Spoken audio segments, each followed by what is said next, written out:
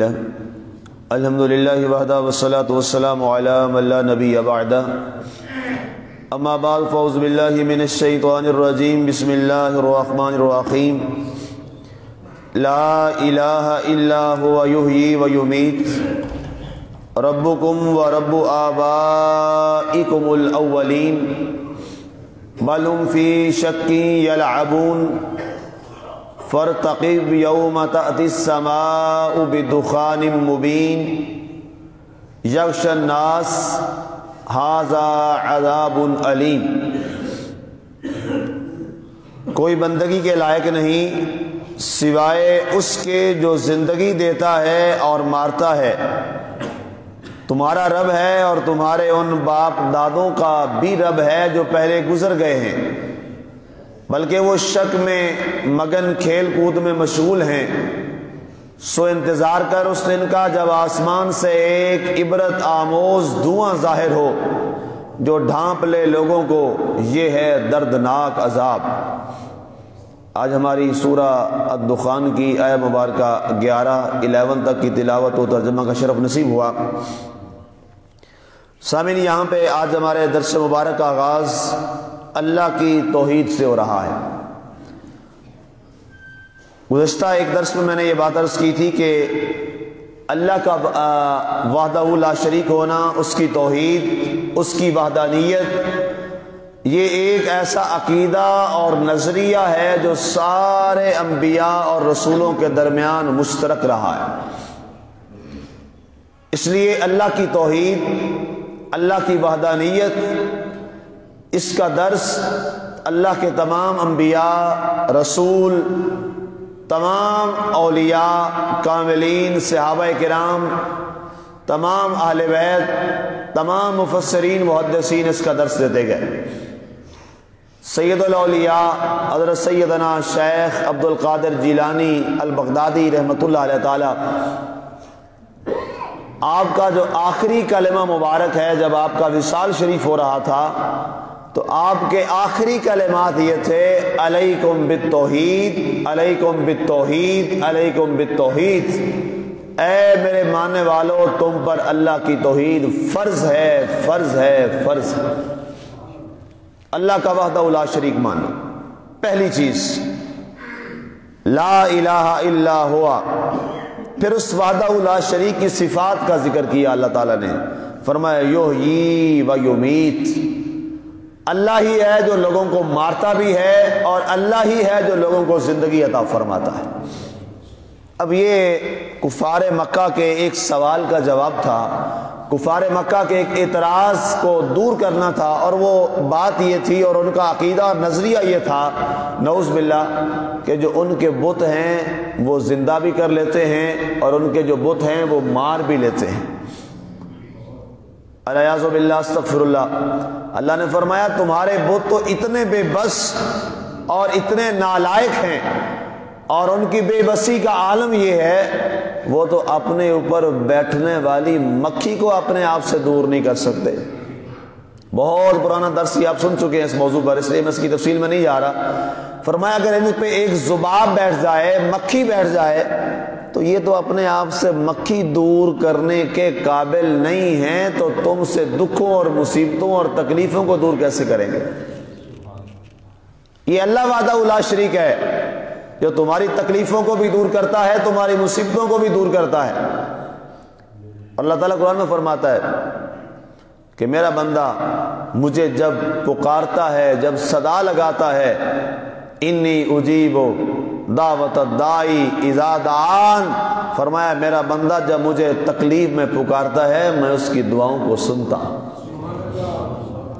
رب اپنے بندے کی دعاؤں کو سنتا ہے، وہ اپنے بندے کی آواز اور صدا کو سنتا ہے۔ بس کوئی صدا لگانے والا اسے صدا لگائے تو صحیح، اسے آواز دے تو صحیح، اسے پکارے تو صحیح۔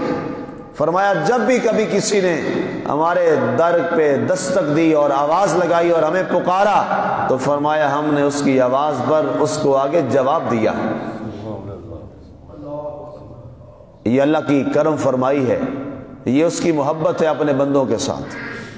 یہ ایک الگ موضوع ہے، اس پر ایک بڑا وقت چاہیے الگ سے، کہ اللہ اپنے بندوں سے محبت کتنی کرتا ہے، وہ اپنے بندوں سے پیار کتنا کرتا ہے۔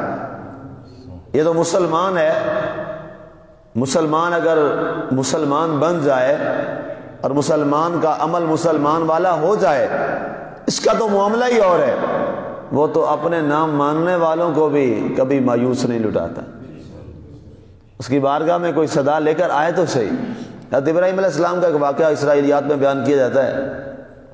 آپ کا یہ طریقہ تھا کہ آپ اکیلے کھانا نہیں کھاتے تھے، آپ کسی کو ساتھ ملا کے کھانا کھاتے تھے۔ ایک دن آپ گئے تو باہر جاتے آواز لگاتے، جو بھی آتا، جاننے والا انجان جو بھی ہوتا، اللہ کی رضا کے لیے جب کام ہو تو پھر دیکھا نہیں جاتا کہ کیا ہے، جب آپ نے اللہ کے لیے کام کرنا ہے پھر بات ختم ہو جاتی ہے۔ آپ نے صدا لگائی، ایک بندہ آیا، کھانے پہ بٹھا دیا آپ نے پوچھا کون ہو میاں؟ اس نے کہا فلاں جگہ سے ہوں۔ کیا کرتے ہو؟ جی یہ کرتا ہوں۔ اچھا، تو کہنے لگا اور کیا شغف ہے؟ کہنے لگا میں آگ کی عبادت کرتا ہوں۔ مجوسی تھا، آگ کی پوجا کرتا ہوں۔ آپ نے جو یہ لفظ سنے آپ نے فرمایا استغفر اللہ لا حول ولا قوت، اٹھ جا میرے دسترخوان سے۔ آپ نے روٹی سے کھانے سے اٹھا دیا، ابھی وہ چلا ہی تھا تو جبریل حاضر خدمت ہو گئے۔ کہا ہے پیارے خلیل، اللہ فرماتا ہے اگر یہ بندہ ناراض ہو گیا تو ہم بھی آپ سے ناراض ہو جائیں گے۔ اللہ اکبر، مایوسی ہے، آگ کی پوجا کرتا ہے، براہ راست اللہ کا مخالف ہے، مشرک ہے، براہ راست مشرک ہے۔ فرمایا جاؤ اسے راضی کرو۔ اور آواز پتہ پیغام کیا دیا؟ فرمایا ابراہیم اس کی اتنی عمر ہو گئی ہے، بچپن سے ہی ہمارے خلاف ہم آگ کی عبادت کرتا ہے، ہم کب سے اس کو رزق بھی دے رہے ہیں، اس کو سانسیں بھی دے رہے ہیں، ہوا بھی دے رہے ہیں، گھر بھی دے رکھا ہے، سارا کچھ دے رکھا ہے، تم ایک دن کا کھانا نہ کھلا سکے اسے۔ اللہ اکبر۔ فرمایا جاؤ اسے منا کے لاؤ۔ گئے دوڑ کے، کہا میاں میں معافی چاہتا ہوں، میں نے تمہیں اپنے کھانے سے اٹھا دیا، دسترخوان سے اٹھا دیا، آؤ واپس، مجھے معاف کیجیے۔ وہ واپس آ گیا، کھانے پہ پھر بیٹھ گئے تو کھانے کے دوران مجوسی پوچھنے لگا جناب میں آپ سے سوال کر سکتا ہوں؟ ان کا جی۔ آپ نے فرمایا پوچھئے کیا سوال ہے؟ کہنے لگے پہلے آپ نے خود ہی اٹھا دیا اور خود ہی بلا لیا، یہ وجہ کیا ہے؟ اٹھایا کیوں تھا، بلایا کیوں ہے؟ کہا اٹھایا اس لیے کہ تو نے کہا میں اللہ کو نہیں مانتا، جو میرا رب ہے وحدہ لا شریک ہے، اور ہم تو توحید کا درس دینے والے ہیں اور توحید کے میں خار ہیں، اور جب میں نے تجھے اپنے دسترخوان سے اس وجہ سے اٹھا دیا کہ تو میرے اللہ کو نہیں مانتا، تو میرے اسی اللہ نے مجھے فرمایا کہ میں تو اس کو کب سے کھانا بھی کھلا رہا ہوں، سب کچھ دے رہا ہوں، اور تو ابراہیم ایک دن کا اسے کھانا نہیں کھلا سکا، میرا دشمن ہے نا، جاؤ اس کو بلا کے لے اور واپس کو کھانا کھلا۔ کہنے لگا ابراہیم تیرا رب اتنا مہربان ہے تو مجھے بھی اسی کے ماننے والوں میں شامل کر لے۔ آپ نے اس کو کلمہ پڑھایا اور وہ توحید پرست ہو گیا۔ وہ غیروں کے لیے اتنی محبت کرتا ہے تو آپ تو اس کو ماننے والے ہیں، ہم تو اس کو ماننے والے ہیں، ہم ایویں بٹکے پھر رہے ہیں دائیں بائیں۔ اس رب کے راستے پہ آئیں تو صحیح، ہم نے رب کے راستے کا انتخاب ہی نہیں کیا، ہم نے رب کے راستے پہ چلنے والی بات ہی نہیں کی۔ اس رب کے راستے پر آؤ تو صحیح، اس رب کے راستے پر چل کے تو دیکھو۔ اللہ تعالیٰ حدیث قدسی میں ارشاد فرماتا ہے اے میرے بندے تو میری راہ میں چل کر تو دیکھ، تیرے لیے سارے معاملات سیدھے نہ کر دوں تو خدا نہ کہنا۔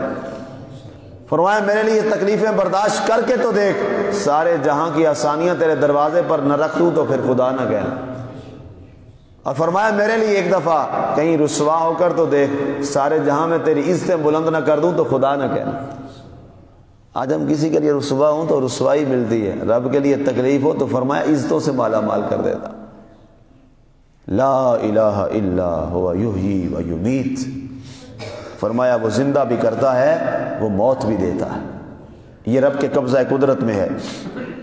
ربکم و رب آبائکم الاولین، فرمایا لوگو یہ تمہارا بھی رب ہے۔ ان کافروں سے خطاب فرمایا، عمومی خطاب سب سے ہے، فرمایا وہ تمہارا بھی رب ہے، تمہارے آباء و اجداد کا بھی رب تھا۔ تم آج کہتے ہو کہ یہ فلاں بت جو حبل ہے، فلاں ہے، یہ والا جو بت ہے یہ جناب ہمارے بزرگوں کا ہے، ہمارے بڑوں کا ہے، ہمارے پرکھوں کا ہے۔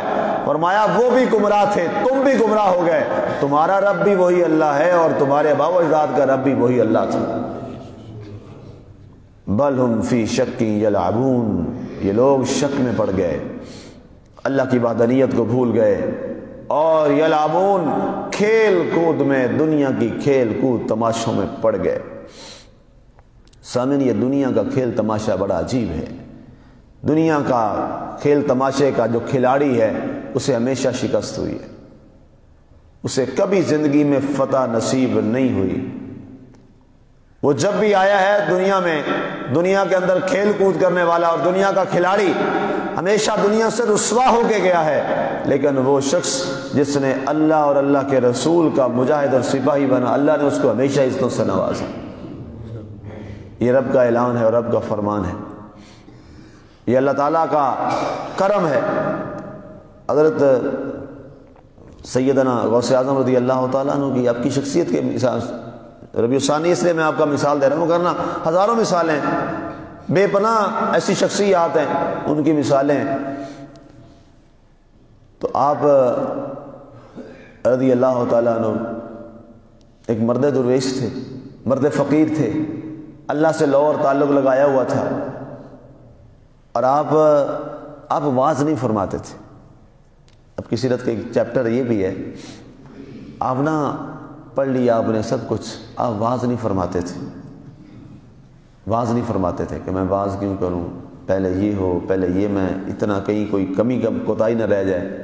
ایک دن آپ آرام فرما رہے تھے تو سرکار دو عالم صلی اللہ علیہ وسلم خواب میں تشریف لے، آپ نے فرمایا عبد القادر تو واعظ کیوں نہیں فرماتا، تو تبلیغ کیوں نہیں فرماتا؟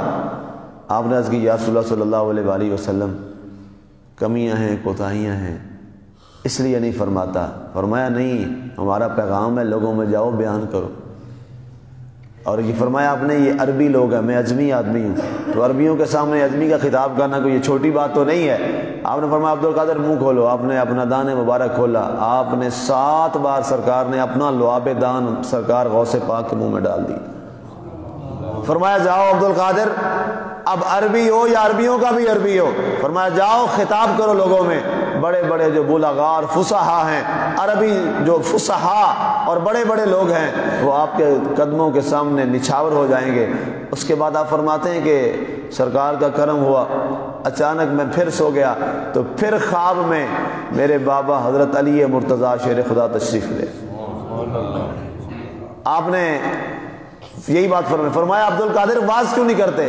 کہا سرکار میں واعظ کیا کروں، میں عجمی ہوں اور یہ عربی لوگ ہیں سارے اور ان کی فصاحت و بلاغت۔ آپ نے فرمایا منہ کھولو۔ فرمایا اللہ کے رسول نے مجھے فرمایا تھا انا مدینۃ العلم وعلی بابها، میں علم کا شہر ہوں، علی اس کا دروازہ ہے۔ فرمایا ہم لعاب دہن ڈالتے ہیں۔ حضرت علی نے 6 بار لعاب دہن آپ کے منہ میں ڈالا تو حضور غوث پاک نے عرض کی، وہیں پہ خواب، آپ مفرد نے خواب میں عرض کی، اے بابا جان ہے علی مرتضیٰ، آپ نے 6 بار لعاب دہن ڈالا ہے۔ فرمایا میں نبی کے برابر تو نہیں ہو سکتا۔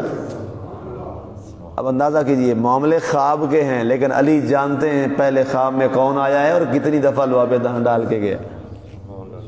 اس کے بعد آپ فرماتے ہیں کہ میں نے بیان کرنے شروع کیا، پھر وقت آیا کہ اس وقت کا عباسی خلیفہ وہ آ کے بار بار ایلچی بھیجتا اور آواز لگاتا کہ عبد القادر میں آپ سے ملنا چاہتا ہوں، آپ میرے دربار میں آئیے، میں حاضر ہو جاؤں۔ آپ نے فرمایا ہم فقیر لوگ ہیں، ہمارا کیا شہنشاہوں اور دنیا کے بادشاہوں سے تعلق؟ کہا وجہ کیا ہے؟ فرمایا ہم نے ایک اور بادشاہ سے تعلق لگا لیا جس کی بادشاہی تمہاری بادشاہیوں سے بہت اونچی ہے۔ اب میری نگاہوں میں جستا نہیں کوئی، جیسے ہے میری سرکار ویسا نہیں کوئی۔ فرمایا ہماری نگاہوں میں بڑے آ چکے۔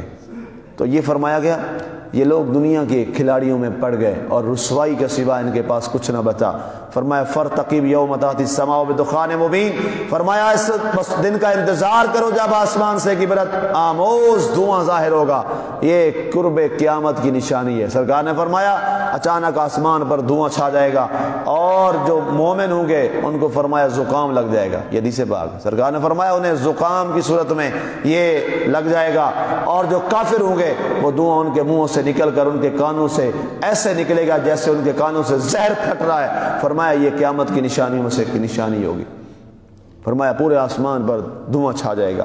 اور بعض نے کہا اس سے مراد یہ ہے کہ جب قریش نے اللہ کے رسول کی نافرمانی کی تو آپ نے اللہ کی بارگاہ میں عرض کی کہ مولا یہ اس طرح اس انداز میں بات کر رہے ہیں، تو اللہ تعالیٰ نے آسمان پر دھواں کر کے بارش کو بند کر دیا، بارش ان پر رک گئی اور وہ قحط زدہ ہو گئے اور ان کے خشک سالی آ گئی اور وہ تڑپنے لگے، ان کے جانور مرنے لگے، خود مرنے لگے، تو پھر بارگاہ مصطفیٰ میں حاضر ہوئے، کہنے لگے کہ اے محمد صلی اللہ علیہ وآلہ وسلم آپ ہمارے لیے دعا کریں، ہم آئندہ آپ کے خلاف نہیں کریں گے۔ آپ نے دعا فرمائی اور وہ دھواں چھٹ گیا، ختم ہو گیا، بارش برسنا شروع ہو گئی۔ جب بارش برسی تو یہ بدبخت لوگ پھر اسی راستے پر آ گئے جس راستے پر پہلے تھے۔ فرمایا انہیں ڈرنا چاہیے اس دن سے اور اس دن کا انتظار کرنا چاہیے جب آسمان پر دھواں چھا جائے گا، یغشی الناس، وہ لوگوں کو ڈھانپ لے گا، ھذا عذاب علیم، یہ اللہ کی جانب سے دردناک عذاب ہوگا۔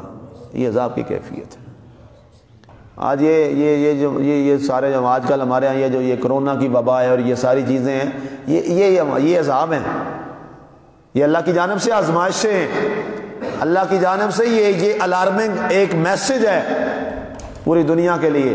پوری دنیا جیم ہو کے رہ گئی ہے کہ نہیں رہ گئی؟ پوری دنیا سٹاپ ہو کے رہ گئی ہے کہ نہیں رہ گئی؟ دنیا کی جدید بڑی سائنس اور ٹیکنالوجی ساری عاجز آ گئی، کب سے لگے ہوئے ہیں، ویکسین اس انداز میں نہیں آ پا رہی، اور وہ آئے بھی گی تو کتنے لوگوں کی آئے گی۔ پر وہ ایک وائرس بھی کیا ہے جو نہ نظر آنے والا وائرس، نہ نظر آنے والا، یہ دخان مبین ہے۔ اللہ کے حضور پوری دنیا اور مسلمانوں خاص طور پر اللہ کے حضور توبہ کرنی چاہیے، اے اللہ ہمیں معاف فرما دے، یہ آزمائشیں ہیں، یہ آزمائشیں ہیں۔ اور یہ بیماری میں ہوتا ہے کیا کہہ رہے ہیں جی؟ نزلہ زکام ہوتا ہے، یہی کہتے ہیں نا، رطوبت ناک کی بند ہو جاتی اور ناک کے جناب ٹیسٹ بھی ناک سے ہو رہا ہے۔ قرآن کے یہ الفاظ سمجھنے والے ہیں، قرآن نے کوئی چیز چھوڑی نہیں ہے، اس کو سمجھنے کی ضرورت ہے، اور یہ ہماری بدعمالیوں کا نتیجہ ہے۔ اللہ تعالیٰ کی ذات ہم سب کو من حیث القوم ہمیں ہدایت عطا فرمائے، اور نیچے چھاپڑی والے سے لے کر ایوان صدر میں بیٹھے ہوئے صدر تک اللہ تعالیٰ سب کو ہدایت دے، اور سب کو یہ فکر دے کہ یہ ہمارے اعمال کا نتیجہ ہے جو اس صورت میں ہمارے اوپر مسلط ہے۔ اللہ تعالیٰ کی ذات ہمیں ان تمام آزمائشوں سے محفوظ رکھے، آمین۔ وما علینا الا البلاغ۔